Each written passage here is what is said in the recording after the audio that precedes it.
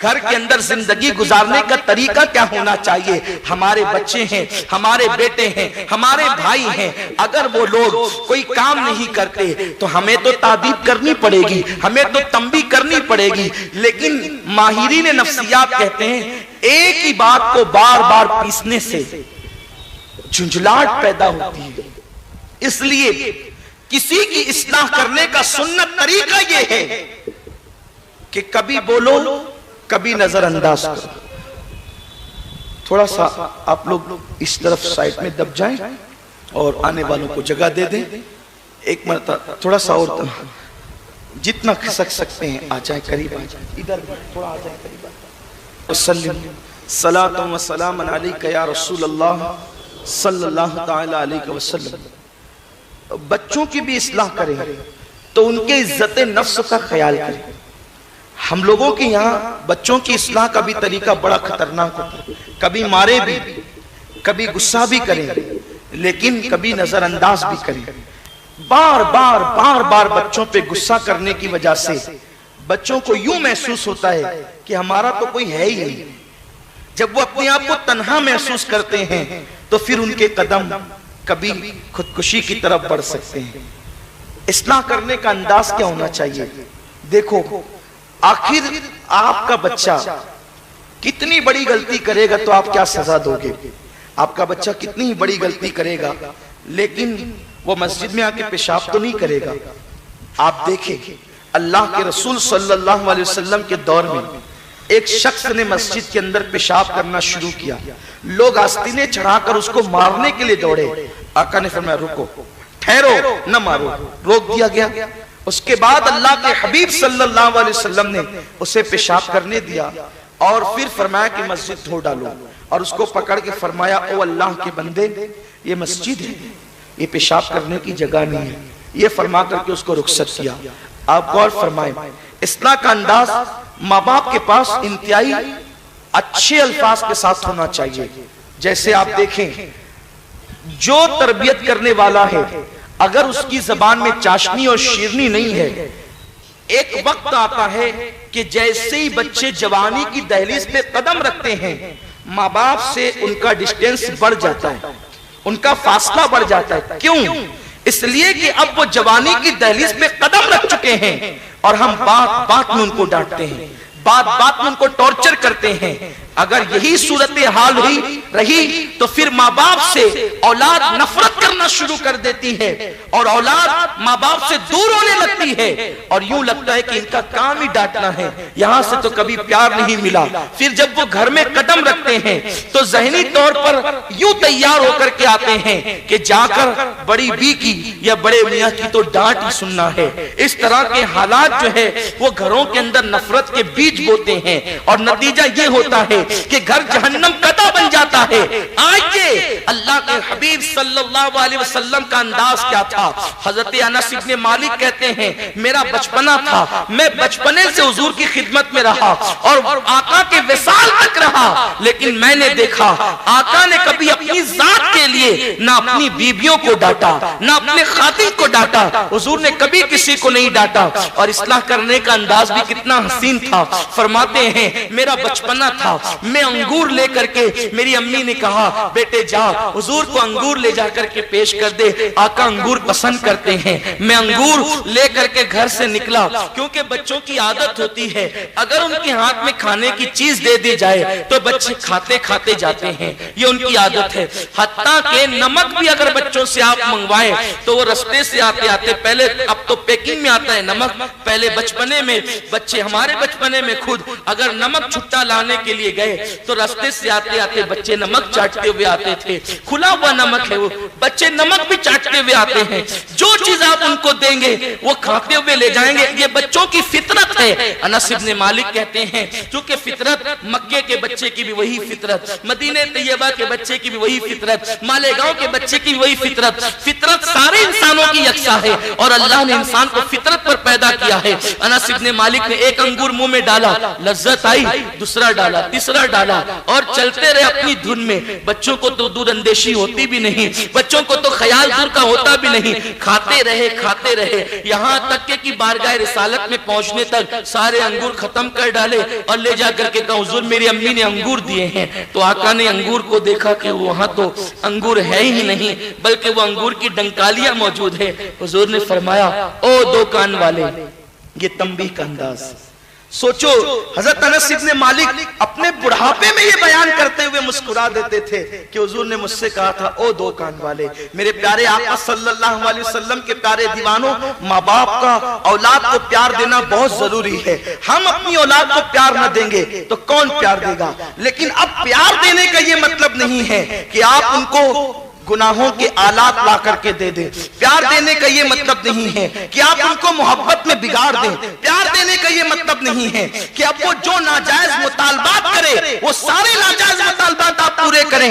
پیار دینے کا مطلب یہ ہے اللہ کی حد میں رہ کر کے پیار دے. جب بچوں کے قدم دیکھیں کہ ان کے قدم بہک رہے ہیں, ان کے قدم بہکنے کی وجہ سے جو ہے وہ بہت برے حالات ہو سکتے ہیں.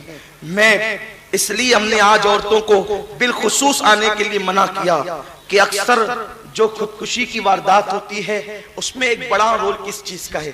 بچے جب جوانی کی ابتدا میں قدم رکھتے ہیں تو وہ سن بلوغ کو جب پہنچتے ہیں, اللہ کی عزت کی قسم مسجد میں بہت پاکیزہ سوچ کے ساتھ بیان کرنا چاہتا ہوں اور آپ بھی پاکیزہ سوچ کے ساتھ سنیں.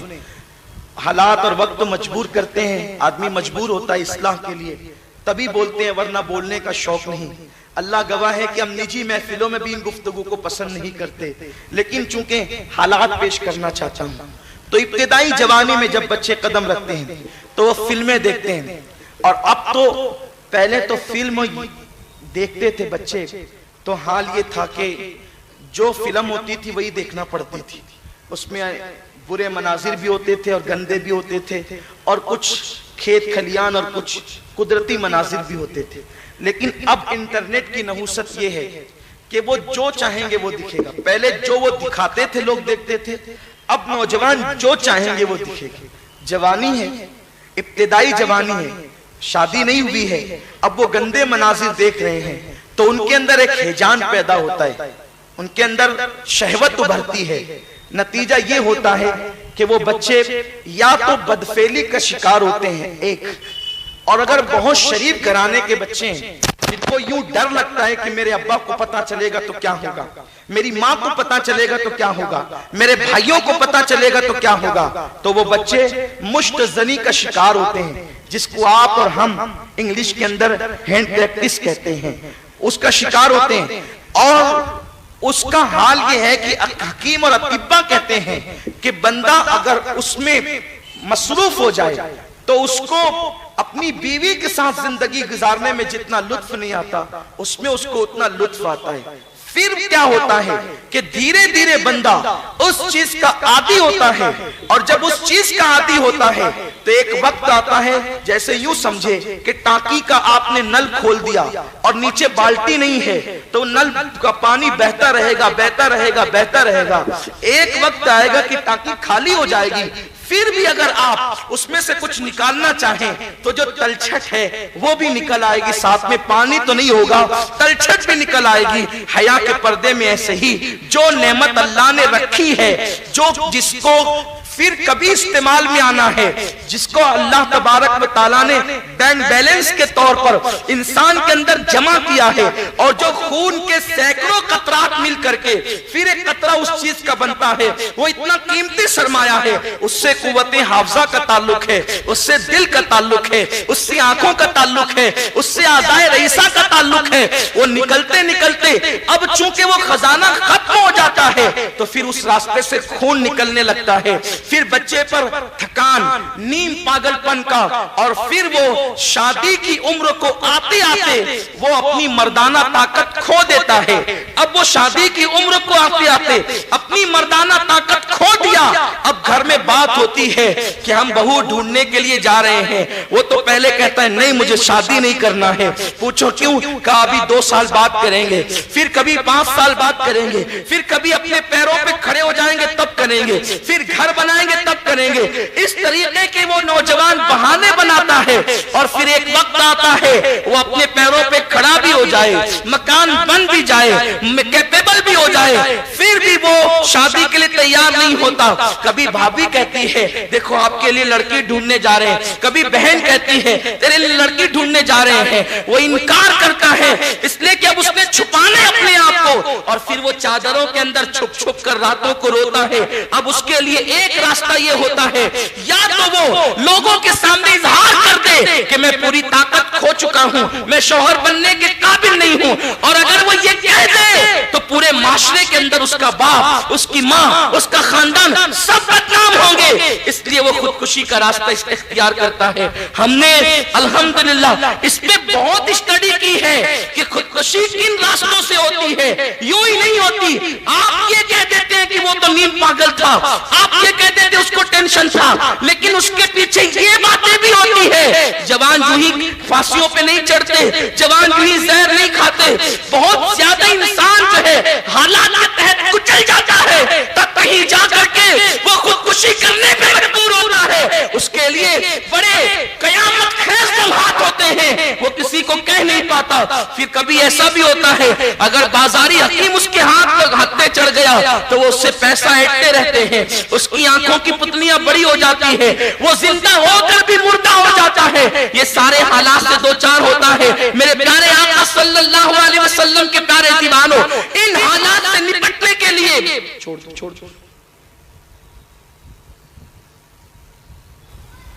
ان حالات سے نپٹنے کے لیے ہمیں پہلے ہی احتیاطی تدبیر کرنی ہوگی. جوانی کی دہلیز میں قدم رکھنے سے پہلے میرا بیٹا رہتا کن لوگوں کے ساتھ ہے, وہ گھر کب آتا ہے. ماں باپ کو تربیت کے درمیان یہ بھی خیال کرنا ہو کہ میرا بیٹا بیت الخلاء میں کتنی دیر تک بیٹھتا ہے. بچے کو تربیت کرے بیٹا 10 منٹ سے زیادہ بیت الخلاء میں تجھے وقت نہیں دینا, اور بچے کو اتنا مصروف کر دیں تعلیم, ٹیوشن, ورد وظائف یا کاروبار, کسی بھی معاملے میں بچوں کو 1 گھنٹہ بھی فری وقت نہ دیں.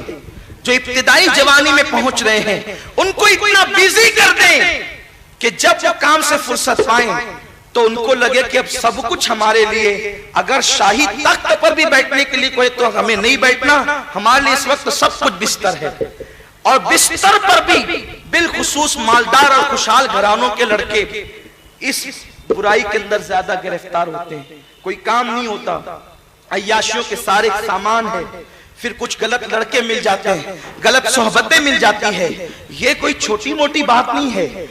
الحمدللہ میرے پیر غوث الاعظم دستگیر کی خیرات ہے. یہی ایک عنوان خودکشی, اگر اس کے دنیاوی پوائنٹ اور مذہبی پوائنٹ پر اب گفتگو ہو تو کئی مہینے تک یہ گفتگو چل سکتی ہے, لیکن ہم آپ کو تھکانا نہیں چاہتے, بس اشارے دے کر کے آپ کو ہوشیار کرنا چاہتے ہیں.